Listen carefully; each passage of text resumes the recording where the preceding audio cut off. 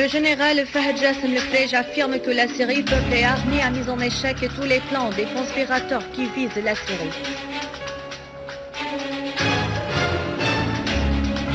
Lavrov juge nécessaire d'unifier les efforts internationaux et de coopérer pour régler la crise en Syrie.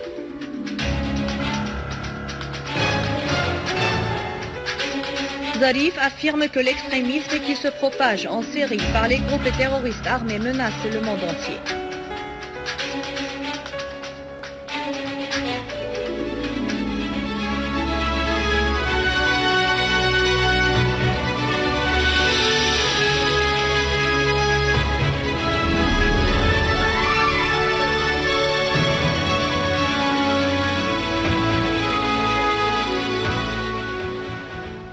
Bonsoir, le chef de la délégation de la République arabe syrienne à Genève, M. Walid Al-Muallem, a affirmé qu'il est difficile de déterminer l'avenir de la Syrie avec un petit courant qui se prénomme opposition.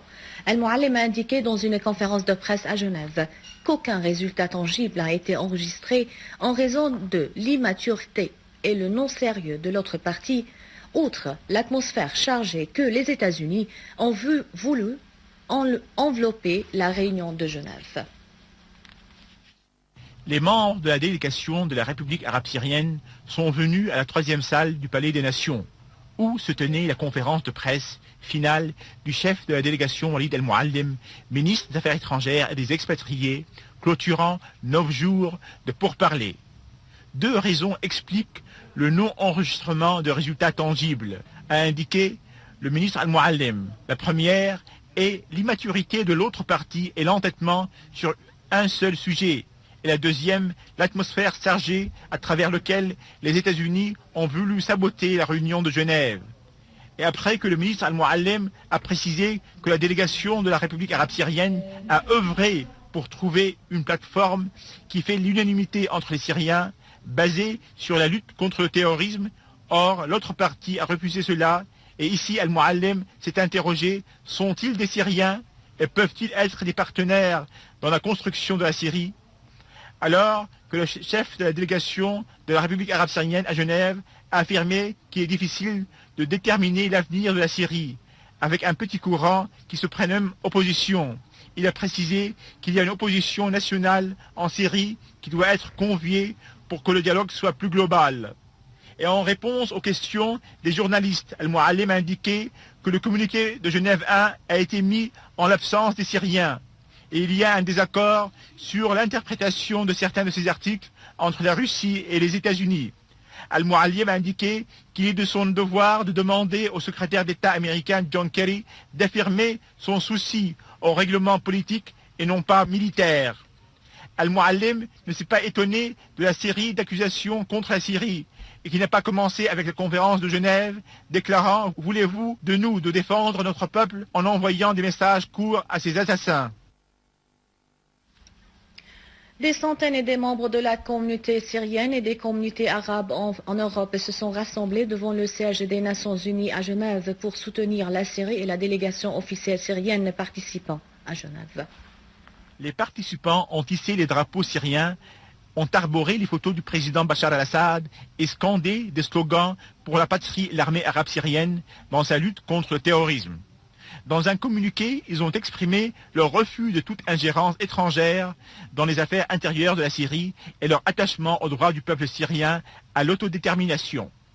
Le ministre de l'Information, Amran al-Zorbi, a affirmé aux participants que la délégation officielle syrienne n'a pas renoncé et ne renoncera jamais à la souveraineté de la Syrie, soulignant que la délégation de la coalition a refusé l'article relatif à la non-ingérence étrangère et à la condamnation du terrorisme. Az-Zorbi a ajouté que la délégation officielle syrienne a demandé officiellement de l'envoyé onusien pour la Syrie, Lakhdar Ibrahimi, d'œuvrer pour que la délégation de la coalition soit composée la prochaine fois des représentants de toutes les composantes de l'opposition, dont l'opposition nationale. Az-Zorbi a précisé que si la délégation de la coalition veut ouvrir un dialogue politique, nous sommes prêts à ce dialogue, et si certains terroristes veulent ouvrir un dialogue par les armes, sur le terrain, nous sommes disposés aussi à le combattre.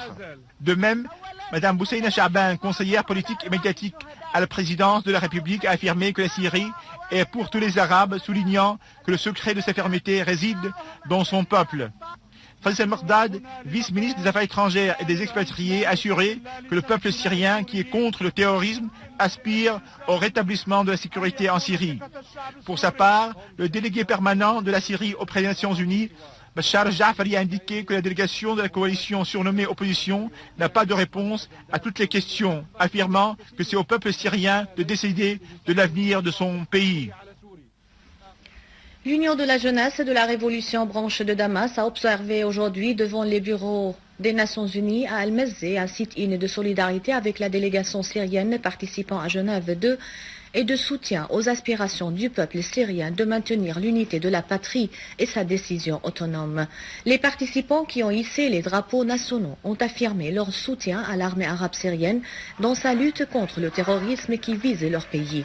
Dans un communiqué remis au bureau des Nations Unies à Damas, élu par le secrétaire de l'Union de la jeunesse de la Révolution Fadi Hassan, les participants ont affirmé leur soutien à la délégation officielle syrienne en tant que représentant unique et légitime du peuple syrien. À Moscou, le ministre russe des Affaires étrangères, Sergei Lavrov, a jugé nécessaire d'unifier les efforts internationaux et de coopérer pour régler la crise en Syrie. Dans une allocution prononcée devant la conférence de la sécurité à Munich, Lavrov a fait savoir que la crise en Syrie a abouti à l'apparition du terrorisme dans la région. Il a appelé à élargir la délégation de l'opposition dans le prochain round des pourparlers à Genève.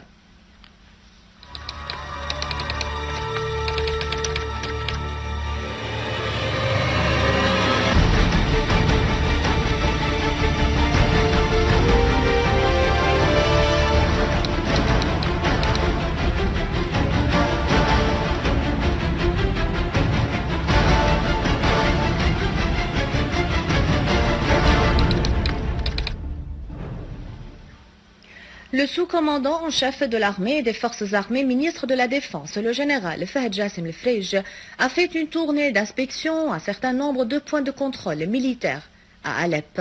Le général Frij a exprimé aux combattants de l'armée à Alep la fierté et la haute appréciation de la part du président Bachar al-Assad quant à leur sacrifice consenti pour rétablir la sécurité et la stabilité en Syrie.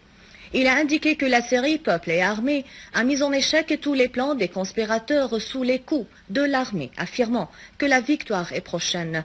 Le général Frij a indiqué que l'Arabie saoudite est responsable du soutien apporté au terrorisme qui vise la Syrie.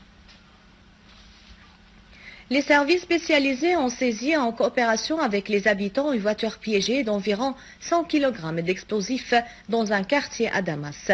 Après le désamorçage de la voiture piégée, les services spécialisés ont mené des enquêtes nécessaires.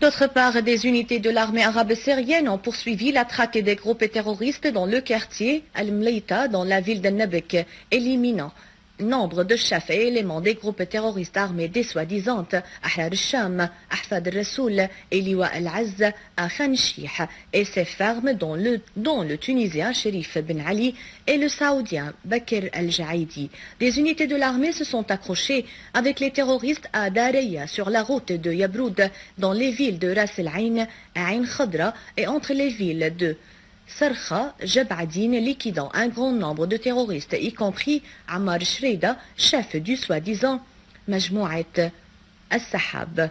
À Adra, les forces armées ont éliminé nombre de terroristes du soi-disant Al-Jabha al-Islamiyya, y compris Anas Keswani, un chef d'un groupe terroriste.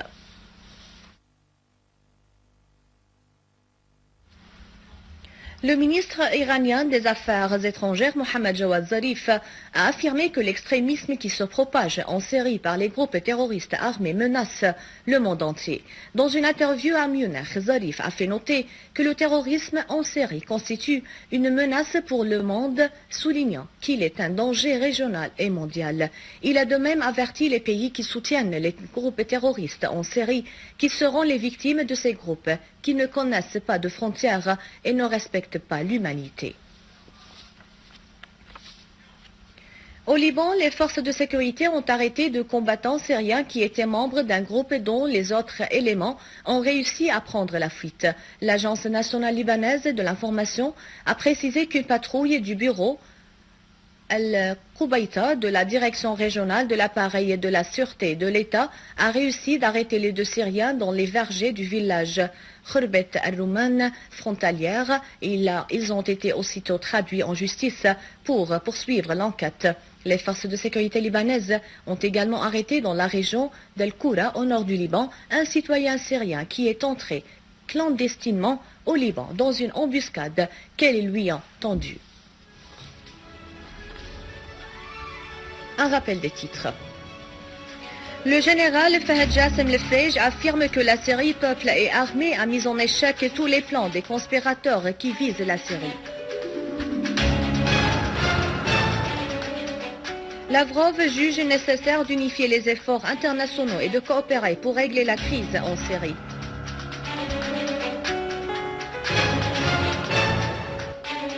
Zarif affirme que l'extrémisme qui se propage en Syrie par les groupes terroristes armés menace le monde entier. C'est la fin du journal. Merci de l'avoir suivi. Avant de vous quitter, je vous rappelle que vous pouvez consulter le site internet syriaonline.sy pour revoir ce journal et davantage d'informations. Merci bien. Vive la Syrie.